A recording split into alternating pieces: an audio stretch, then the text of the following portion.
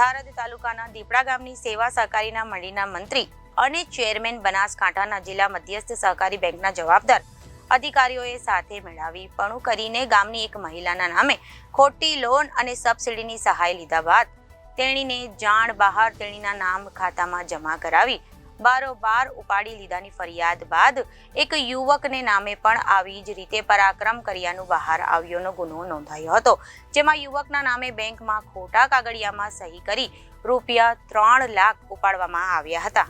દીપડા ગામના સેંધાભાઈ ભુરાજી સુથારાએ દીપડા સેવા સહકારી મંડળીના મંત્રી રમેશભાઈ વજાજી પટેલ અને ચેરમેન ઈશ્વરભાઈ ભીખાજી પટેલ તથા બીડીસીસી બેંકની પીલુડા શાખાના તમામ જવાબદાર અધિકારીઓ અને તપાસમાં જે નીકળી આવે છે તે તમામની સામે ગુનો દાખલ કર્યો હતો, જેમાં તમામ શખ્સોએ મળીને સેંધાભાઈના નામે દસ્તાવેજો બનાવી તેમના નામે બીડીસીસી બેંકનું ખાતું ખોલાવી ફક્ત ખેડૂત ખાતેદારોને મળતી KCC big farmer of BL પ્રોડક્ટની લોન 2 વખત મંજૂર કરાવી 1 વખત 3 લાખની રકમ તેમના ફ્રોડ ખાતામાં નાખવી ઉપાડી લીધા હતા અને બાદ બીજી વખત વ્યાજ સાથે 3,1563 ભરીને રિન્યુ પણ કરાવી અને બીજી વખત પણ ઉપાડી લીધી હતી। જો કે આ અંગેની નોટિસ મળતા સેંધાભાઈને સમગ્ર હકીકતની જાણ થવા પામી હતી।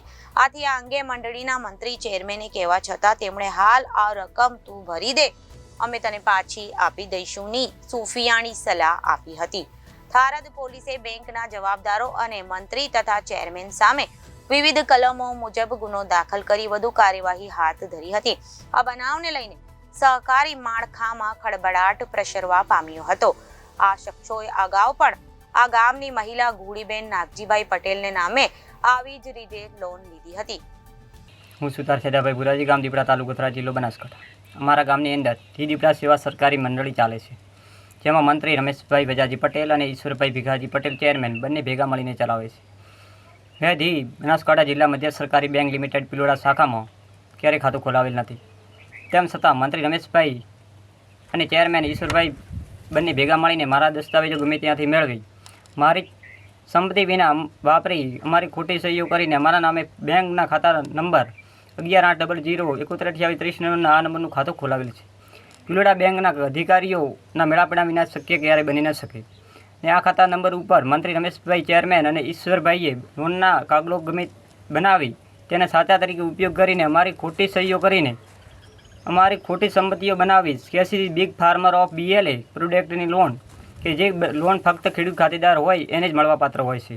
હું ખેડૂત ખાતેદાર નથી। તેણે અમારા નામે ખાતા નંબર 11,800,71,28,30 ની કુલ 2 વાર મંજૂર કરાવી હતી। પ્રથમ તારીખ 30/9/2022ના રોજ 3 લાખ અમારા નામના ફ્રોડ ખાતામાં નખાવી તે દિવસે અમારી ખોટી સહીઓ કરીને રોકડ રકમ ઉપાડી હતી, તેમજ તારીખ 27/2023ના રોજ બીજી વખત ઉપાડેલ છે। આ બધી જાણ મને નોટિસ દ્વારા કરવામાં આવી હતી। તે નોટિસ મને બનાસકાંઠા જિલ્લા મધ્ય સરકારી બેંક લિમિટેડ દ્વારા મળેલી હતી। આ નોટિસ મળ્યાની તારીખ 19/12/2023 આ નોટિસ લઈને બેંકના કર્મચારીઓ જોડે ગયો હતો, તો એમને મને કંઈ જવાબ ના આપતો તો હું એમને જોડેથી રમેશભાઈ જોડે ગયો, તો રમેશભાઈ જોડે તેમણે કીધું કે આ પૈસા મેં બધા જ ઉપાડેલા છે, તો તમારે થાય એ કરી લો, આ પડ્યો માર્ગ, તારે થાય એ કરી લે કે જે અમારે કંઈ થવાનું નથી। આ જવાબ આપતા હું થરાદ પોલીસ સ્ટેશનમાં પીઆઈ સાહેબ શ્રીને લેખિત રજૂઆત કરેલી હતી, છતાં કોઈ કાર્યવાહી કરવામાં ના આવી એટલે મેં આરપીએડી સાહેબ લેખિત રજૂઆત કરી હતી, છતાં તેમણે કોઈ કાર્યવાહી કરવામાં ના આવી એટલે થરાદ કોર્ટમાં ફરિયાદ આપી કોર્ટના હુકમથી થરાદ પીઆઈ સાહેબ શ્રીને ના હુકમથી એફઆઈઆર નોંધવામાં આવી હતી। તો એટલે પીઆઈ સાહેબ શ્રીએ વિક્રમભાઈએ મારી એફઆઈઆર નોંધી અને આગળની કાર્યવાહી હાથ ધરવામાં આવી છે। તો સાહેબ શ્રીને અમારા અપીલ કે એમને સામે કડકમાં કડક કાર્યવાહી કરવામાં આવે અને અમને ખેડૂતોને કોઈ બી કાળે ન્યાય આપવામાં આવે એવી નમ્ર અપીલ છે। તો રમેશભાઈ સામે કડકમાં કડક કાર્યવાહી કરી અને એમને ન્યાય આપવામાં આવે એવી નમ્ર અપીલ કરું છું સાહેબશ્રીને।